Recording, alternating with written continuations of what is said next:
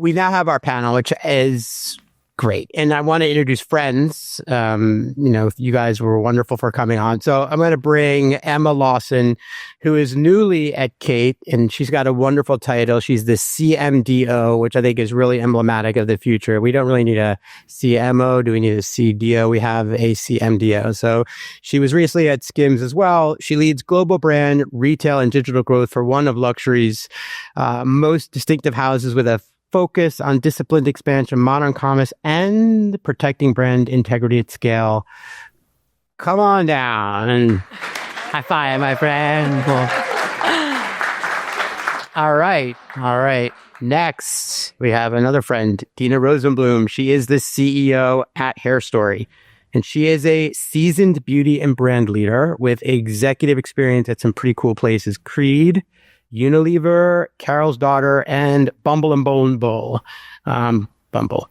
Known for building differentiated brands rooted in community values and long-term loyalty. You also come on down, my friend. Yeah. High five.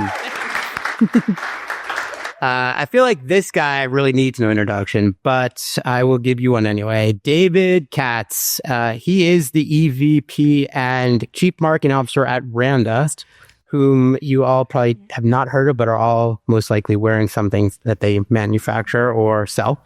He brings a consumer behavior lens to modern retail and uses data, neuroscience, and storytelling to unpack why people buy and how brands can respond with empathy, clarity, and scale. Another native New Yorker. Yes. Me too. Come on down. All right, guys. Let's be sure we give the people their money's worth. Uh-oh. All right. Really quickly. Sorry. How much did you pay? I know we want to scale this. We paid down. Oh, we paid down. Okay. We had to get those sponsors. Yeah. All right. Let's really quickly, just a quick intro on your brand. Yeah. And, Emma. So as Nick mentioned, I just recently joined Kate, which is a New York-based women's luxury brand. It's about 10 years old. I joined about 3 months ago. Prior to that, I ran the digital business at Skims, which is Kim Kardashian's underwear and apparel brand. And if you don't know what Skims is, you're kind of leave now. All right, Dina. Hi, I'm Dina Rosenbloom, and I am the CEO of Hair Story, which is an indie hair care brand. We are a disruptor in the industry in that our mission is to change the way people wash their hair. Our main product, New Wash, is detergent-free. So it's a detergent-free cream cleanser that functions as a shampoo and a conditioner and a mask if you use that all in one step. Is it also a dessert topping? It must taste good. She said we're a sustainable company and it's fully biodegradable. But don't eat it. Yeah. All right. Good. David. You pretty much said it, Nick. I mean, most of you probably have not heard of Randa Apparel and Accessories, and I would bet that 90+% of you are wearing some of our product right now, and probably 100% own it. We make accessories under 35 brands, from Calvin Klein to Williamson-Dickie to Levi Strauss and lots of others. We own the Hager Clothing Company, which is the largest non-denim pant brand in North America. We own Moss Brothers Retail, which is 120 retail stores in the United Kingdom. You know Moss. Okay. And we own Tribal Sportswear, a women's sportswear business. And we're somewhat vertical. We own the two biggest belt factories and smaller factories in the world. So we also manufacture. And we sell everybody from Walmart to Saks Fifth Avenue, which is still in business today. And did not, fortunately, file bankruptcy on the first day of NRF. So there you go. Miracles happen. All right. So we got 25 minutes. It's going to go fast. Let's just hop right in. They're going to go 2 big questions tonight, okay? So let's begin with what actually separates winners. The practical advantage, where real leverage comes from, and what capability separates winners. So, ready? Yes. Ready? Sort of. All right. If the next 12 months get harder, God forbid, volatility, margin pressure, and platform shifts, what capability separates winners from everyone else? Dina, let's start with you. What capability is the separator, and what does it look like in your business? Okay.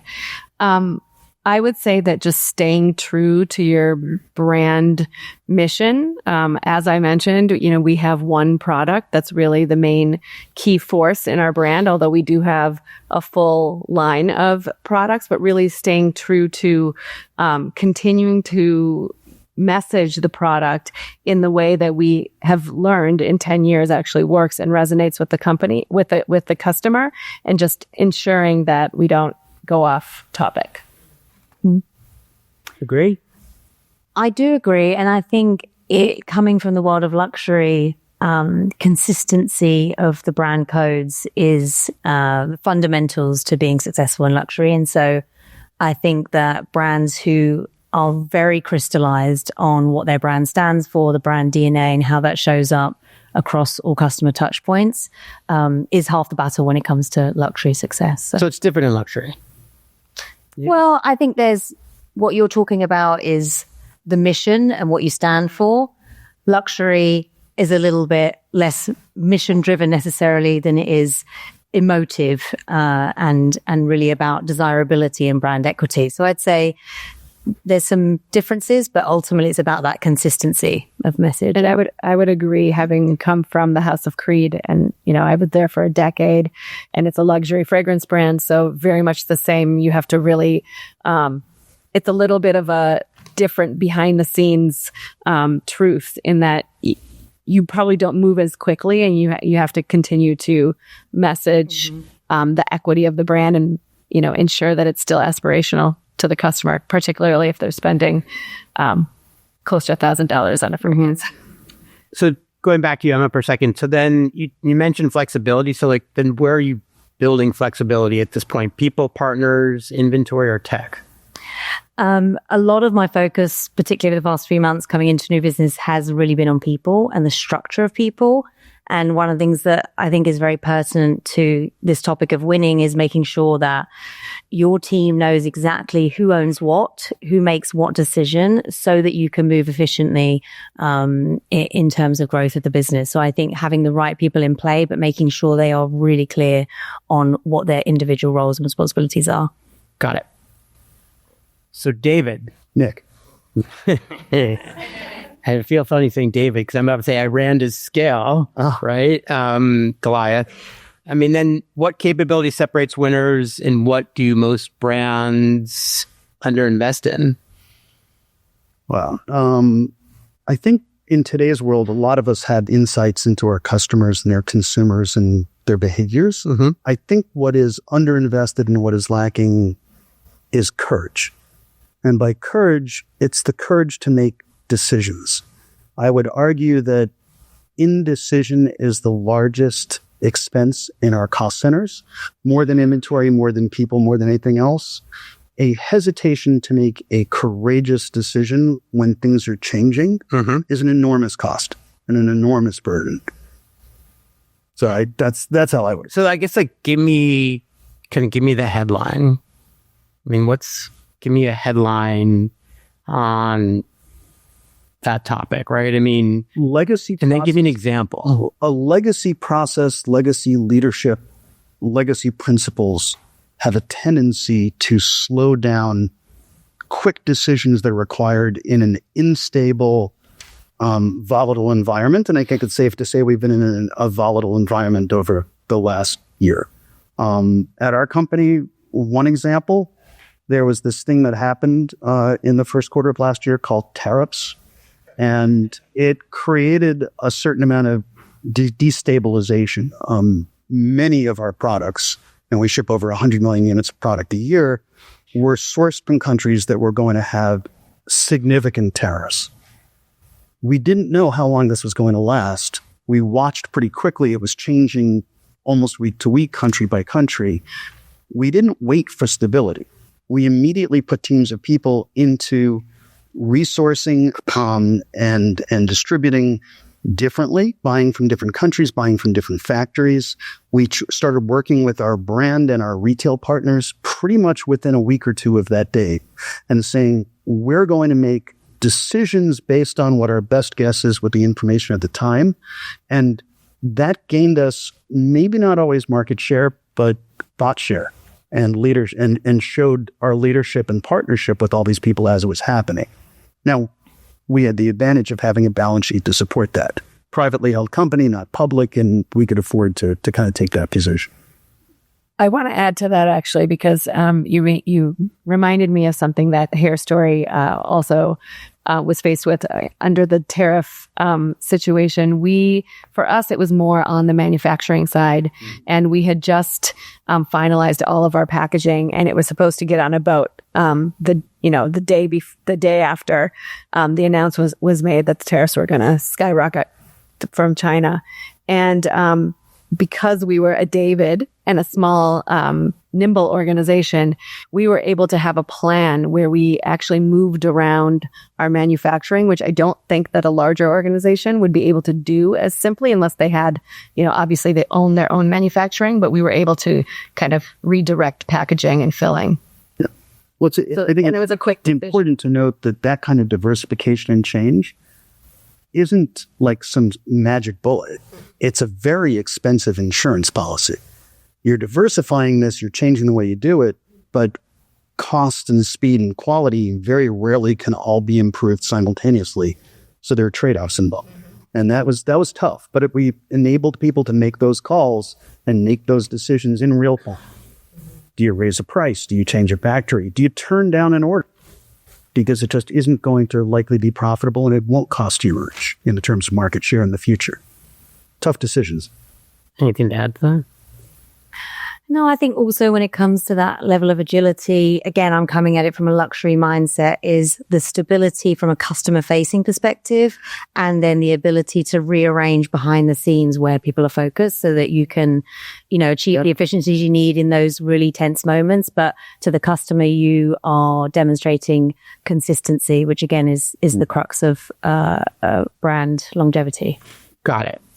So as we sort of been transition from this first question, it sounds like a lot of talk about agility, kind of, you didn't say it, but it's fearlessness and willingness to sort of leap. Mm-hmm. One thing that we talk about, and it will kind of come up in Rick's keynote, is AQ. I don't know if you guys are familiar with AQ versus IQ versus EQ. And we listen to your show, so we know what it is. Good man. So I think it's important. I think, as we have this conversation, right, the adaptability quotient probably far exceeds the intelligence or the connected nature to just say about the customer journey. It's changing. And so then I guess that's a good kind of, can a big organization actually do it, right? I mean, I think that's where we'll go next, which is, can Goliath move like David? And I'll look at you when I say, can David exactly, can David, when they become more like Goliath, continue to be David? So I guess then I'll actually ask you that question first. I'm going to ask you, right? So if I can be David? Can a Goliath, let's hope you can a Goliath actually operate like David, right? And so what has to change in the way that decisions get made? I think we've kind of hinted at that. And so my first question will be, you've seen scale up close. Can Goliath move like David? I think there are two elements here. One is successful large legacy businesses. Mm-hmm. And I'm going to add to that successful business leaders who've done something well for years tend, when things get tough and when disruption happens, to go back to what they've done successfully in the past. And in a disruptive environment, that's not the best answer. Mm-hmm. That's a challenge. So that hinders Goliath to a certain extent because they've got this legacy of getting big and being successful, right? The other thing is, if scale doesn't get in the way of making decisions efficiently and quickly, then you can be a David. But traditionally, the larger you get, the more layers of bureaucracy there are. And so the longer it takes and the more difficult it is to make key decisions in real time. So I think that you can do it. And I have an example of, at some point that's what I was going to ask for. I kind of thought that's what you were doing. Perfect. So one of, if not the largest retailer in the world is Walmart. And I think Walmart acts like David in pivoting into new technologies, marketing, advertising, product assortment, point of sale materials, robotics, artificial intelligence, faster than almost anyone. And they're huge. They're doing $2 billion a day, right? So when you look at this and you scale that, you go, how does something that large, they've been able to do it? So I think, yes, I think a huge Goliath. And by the way, this is the only time I've ever been the Goliath. In most medias, them considered the one of the more entrepreneurial kind of smaller companies. I think it can be done. Yes. And I think it takes process. Walmart and, businesses like Amazon, I think they act like David and are able to be agile because they have systems and processes in place that allow them to do that.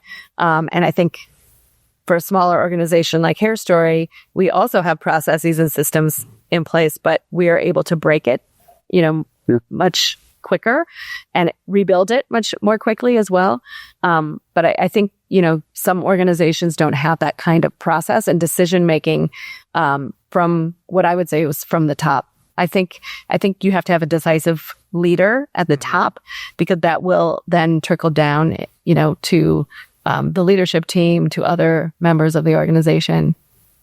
And I think to add to that, in that transition phase of a business going from a David to a Goliath, but wanting to still be as nimble as a David, I think there has to be introspection to acknowledge that you've kind of pivoted into that new chapter so that you put those processes into place. I think I've seen where, a brand, I've been at lots of founder-led brands that have grown very quickly.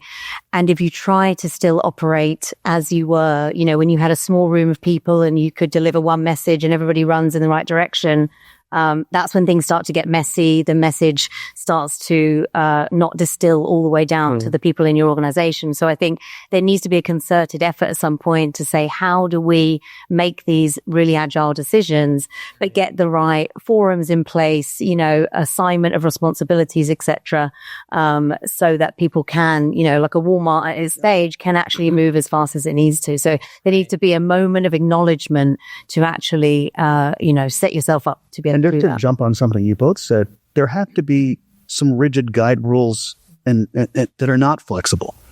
In the case of luxury, it's really about the brand. Like, we're not going to break this. This has got to stay where it is. We're not going to reinvent and challenge that. There are certain financial constraints that you've got to do this based on your balance sheet and based on the ownership structure of the company. These are things we're just not going to take a risk on. But everything else, you got to figure out where do you determine what your core competencies are, what your priorities are, so that you can give guidelines to people throughout the organization to make decisions. But within this guide. So kind of jumping in there for a second, and I'm going to come back to you in a second, but there's the kind of this like founder mode, right? Which people, when things get sort of hairy, it's like, oh, we're going to go to founder mode, which is like, agile, but you're not in founder mode anymore. But you also, and if you watch the show, if you really watch the show, you'll hear, we have this expression. AQ was. I'll test you next. Okay. TTWWADI. That's the way we've always done it, which is where you kind of go when things are going south. It is the worst place, to your point. So for you, fortunately, things are not going south. And as a person who said you shipped 100 million units last year, you cannot be anything other than Goliath. So you are Goliath. And tell us, though, give us a rule.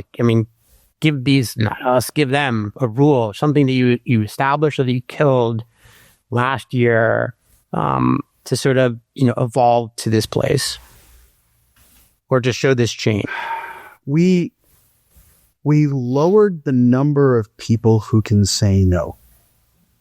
Okay, and expand on. So good in theory, but we have these guide rails of financial scale, right? So if you are a mid-level manager at the company, you can make a decision that has a financial repercussion up to a certain amount. You're not going to make $1 billion decision all on your own. And within that, you're going to follow these generalized guide rails that we've given you, or you're going to go and have to talk to another level. But within that structure, make the decision and be accountable for that decision and own it. And I think one of the biggest challenges, the organization has to be okay that you could have made a mistake and you were wrong and not punish you for it. Right. Like better done than perfect. Better done than perfect. Best decision with the information available at that time, right? Which might only be 80 tariffs. I still don't know what the best decision is. I'm not sure anybody really understands. But make the decision. It's okay if you're wrong, and you have to be able to justify the why you made the decision, and then go with it and get support through the organization. Well, it's hard. Well, I think that goes really hard. I think that goes back to what you were saying, Dina, which is really important. We work with companies of all different sizes and see people's desire to make change, but culturally can't. So talk about that. I mean, for a second, you said it comes from the top, because I want to ask you the question. Because like, what is the thing that big companies they think they can do it, but they can't? Because we have some big companies in here. So speak to them. I mean, I think big companies actually thinks that they can be agile, but they can't be agile because they put too much process in place. So to me, there's a fine balance of, the right amount of process. And I also think that larger organizations, having, also been previously worked for a larger organization, you get farther and farther away from your customer usually. And that can kind of really start to like dilute the decision making, is how I would explain it. Got it. And I think the other thing that I've seen, and I can imagine everyone in the room has seen, is really resisting the temptation to say yes to everything. I think that as much as having clarity around who makes decisions and moving quickly there, I think it's actually takes as much courage to make a bet, place a bet and say, this is what we're prioritizing for the business and this is what we are not prioritizing. Because I'm sure we've all been in that room where you're meant to be making priorities and you realize you're leaving the room and everything got assigned as a priority and you're nodding along to say, yep, we'll get it all done. And everyone knows that there's no way in hell you're going to get it all done. And so before you know it, you're 6 months down the line and these, every number of priority has slowed down. It's run into resource challenges. It has come up against one of the other priorities. You're further from what the intention was to begin with. And then, if you're lucky, a few of the things get done or perhaps everything gets half done. So I think it's as much important about leadership really having the guts to say, these are the things that I'm betting on, whoever it is that they are answering into, the board of investors or otherwise. I think it's also having the guts to, realize when you're far enough down the line and it's, you realize it's going in another direction to just say, okay, we're going to stop this. Right. Yeah, that's hard. Back at the whole notion of like good money after bad. But can I throw one quote in there? Sorry. Could I say no? No. Go ahead. Go. I'd probably ignore you. That I wrote. Warren Buffett has a quote on this once. He said, everybody makes to-do lists, but it's more important to make not to-do lists. Right. That's a great quote. You just should not do. And I'm glad you interrupted me on that. That's a good quote. Very glad I interrupted you. But going back for a second, I think that, look, we talk to clients about this all the time. Like we're here to help people make asymmetric bets. I mean, everybody has to bet. If you're not betting, you're probably not evolving. And what people need to do is understand that you can probably make 3 or 4 organizational bets at a time. And when all of a sudden you have founders who are like, there's this technology or there's that solution or this, I mean, the thing that really is challenging for all of our businesses is, has anyone figured out a way yet by show of hands to speed up the supply chain? I can give you 5 ways to slow it down if you'd like. So I think that I think that is really interesting what you had to say. So then just quickly in that vein, like, how do you then keep speed? We're talking a lot about agility. So Emma, how do you keep speed then without sacrificing brand, which I'm sure people are asking themselves? I think one of the most important things to do, and it's an exercise I'm going through at the moment, and I've coined it sort of brand codification, is making sure that you have, or you should, particularly again in a luxury environment, have few brand stewards who are determining and setting the brand DNA, and they're setting the guidelines for how the brand shows up in all of the execution channels. So then you enable everybody else who's in charge of executing that brand vision to run and make decisions with the guidelines, that they've been handed. And I think that way you are protecting the brand. Again, you're stewarding the brand DNA, but you are enabling everybody else to make those decisions at that more day-to-day level without fear of, upsetting the brand or going in the wrong direction or misrepresenting it. Yeah. Got it. So then, little open conversation debate. I will start with you. What is the number one lie executives tell themselves of being agile? You answer, you respond, and you have the pleasure of refereeing. Nah. Go. Biggest lie about agility. Agility is not, I think the adage is that it's about speed. Agility is not about speed. It's not about being fast. Mm-hmm. It's about being adaptable and flexible. And if you just push for speed, being agile, you make big mistakes. Mm-hmm. Response? I agree. I actually agree that agility is... You're supposed to argue. It is speed and flexibility combined. I think one of the lies that executives tell themselves, right, is that that I'm going to make it about people, actually. I think you put someone in a role, and especially in a smaller organization where you only have so much overhead, so many resources to play with, and sometimes you have to change your direction. You have to change the way you're going. And so you feel constrained by the resources. But I like to hire for hunger and for general curiosity. We talked about that before. Love that. And then I feel like you can be agile in moving people around. And I think in a larger organization, that often just is ignored. People just stay in their lane and play in their lane.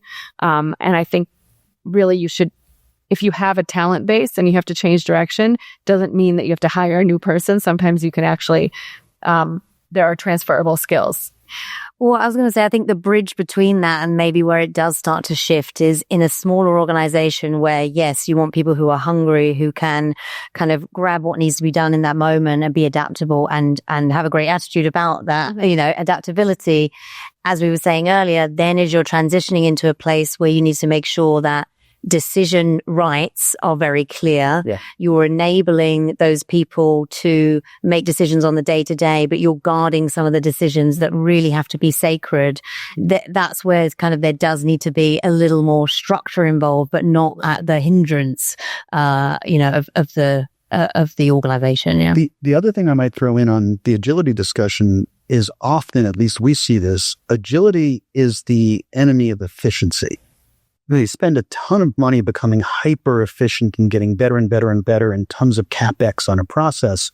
When we've done that, it makes us less flexible and less agile because it's kind of a locked in, let's save 10 cents a unit on, through the entire supply chain. Well, on 100 million units, that's $10 million if we can do that. But it's not always flexible. And so we're battling this agility versus efficiency battle on a lot of cases. This is maybe where I disagree because I amazing. Wait, you disagree with me? I do, David. Of course. I think in a smaller organization, in my experience, agility can actually absolutely lead to more efficiency, assuming that the decision is made and that it's the right decision. And if you didn't make the right decision, you're 2 steps down the path, and again, you're agile, you reverse. That's efficiency. So it probably depends on the scale of the business. Yeah, I'm glad I could tee that up. Maybe you could do that when the stakes are not quite so high as well, right? Yeah. You have a lot more trust in the people to move quickly because you're still testing and learning. But when, too much of that agility could, be a multi-million-dollar loss, I think that's a difference. Yeah. That is the whole graduation beyond founder mode, right? Into the realm of accountability and output, but growth. So I guess then quick follow-up to that. Dina, if you're, I guess I'll go to you, Emma. If you're a founder or CMO, of which there are probably some here, and what's one change you'd make next week to? Without you have to make it without breaking your brand. Now you can't just be reckless. Yeah, it's a funny question to ask because I'm literally trying to do it right now, being so new to the organization. But I think it's how do you remove too much decision by consensus? Mm-hmm. We talked about like how that can really kind of slow you down. And so again, it's appointing the people who can make certain irreversible decisions. Again, the stewards of the brand or whatever that might be. And then agreeing that all other orchestration decisions, things that are reversible, others can make those decisions. Again, I love what you said earlier about without fear of consequence. We have to create an environment where people can do the thing that they felt was the right thing at that time with the information that they had. And if it turns out later that we learn that a different decision could have been made, there's no kind of heavy consequence. But yeah, I think it's removing too much back and forth decision by consensus is really what slows everybody down. People are instinctively afraid to be accountable for something that goes wrong. And so culture, I think, helps with a lot of evading. We don't reward failure, right? Unfortunately, we look at it as a very bad thing. And it often actually isn't. I tell my kids, make tons of mistakes, just don't make them twice. Let's go to you. I've made many bad decisions twice. That's another interview. Yeah, okay. So what would you, if you're a founder or CMO in the room, what's one change you'd make next week to move faster without breaking your brands? I think we go back to a lot of the things we've been talking about. The speed of effective decision-making requires looking at the levels of bureaucracy, the accountability of those decisions, and the ability to move on. You don't forget the bad decisions. You want to institutionalize them. And one of the problems I've seen in a lot of companies when you try to do this is you circulate and socialize and publicize all these wins and great decisions, and then you bury the bad ones. And when you do that, other teams are going to make those same mistakes over and over again. You don't learn from them. Those mistakes can be really valuable lessons. So you just have to make them twice or three times. Fingers crossed. And you? That made me think of something in our business. We I instituted a Slack channel that's called Wins, Wins, Wins. And it's constantly being populated by the entire organization, which is really cool. And then recently I instituted another Slack channel called Fails, Oops. And unfortunately, maybe we're not making enough mistakes because people are not putting their... a great simple example of that is we have AI instituted through the organization at different kinds of levels, and we've got forums and channels on this. People tend to go, here are the prompts I use, look at the great output. And we've encouraged, now we have hundreds of people posting I tried this prompt, the thing's so stupid, it gives me the wrong answer when I do this, it doesn't do it. How can someone help me? Interesting. Here's the mistakes I made or the prompts that fail. Help me learn from this. Mm-hmm. And that's been much more valuable than just the successes. This is a little bit more tactical. Piggybacking on what Emma said, I think that we could probably benefit from more RACIs. I think some people here might know what that is. It's a method of assigning responsibility to people. So it's responsible, accountable, communication informed. And we, in a nimble business, you don't want to have too much process, but you just want to have, just enough that people understand how to work collaboratively. And probably starting most bigger projects with RACIs would be. I like it. Yeah. I love a good RACI. All right. So we are now standing between these good people and some drinks and food. So then let's one sentence each. Okay. They're here, they listen, but they're going to walk out and remember only one thing that you said. What is it, Emma? Mm-hmm. I think that it is as important to make sure that your organization is clear on what the business is not trying to achieve as much as it is that they are clear on what we are trying to achieve. Ruthless prioritization. Like it. Who's next? Say something controversial, but yet not. We like controversy. Someone told me this a long time ago and it's stuck with me. And I think it's just every time I haven't done it, I go back to wishing that I did. Hire slow, fire fast. I like it. I've heard that before. I like it too. Yeah. How about you? The hard part's not getting the new ideas in. It's getting your old ideas out. I like that too. It's not mine. It's D. Hock, the founder of MasterCard, said that, so I don't want to steal the credit. No, it's good. Yeah. All right. Well, I mean, that was awesome. So the takeaway is that size does not win. Clarity wins. And the brands that can keep clarity while the ground moves are the ones that come out ahead. Someone said to me, be the change you want to make. So I think that there's that. So that, what did I say before? I said, go meet a new person. There are two people in this room. I will not name who they are. They are the super connectors of super connectors of super connectors. I only hope that you find those two people. One, I'm trying to get to write a book called Super Connectors. And the other, just if you know her, you know she is a super connector. They're both women, as is, of course, the case. So try to meet them, but if not, meet someone else. Go have a drink. We will be back with the keynote in an hour, I think. Right? Thank you. 30 minutes, but I'll be back up here unless you're tired of hearing me. All right, guys. Thank you. Thank you. Oh, yes. Thank you to the panelists. You guys do great.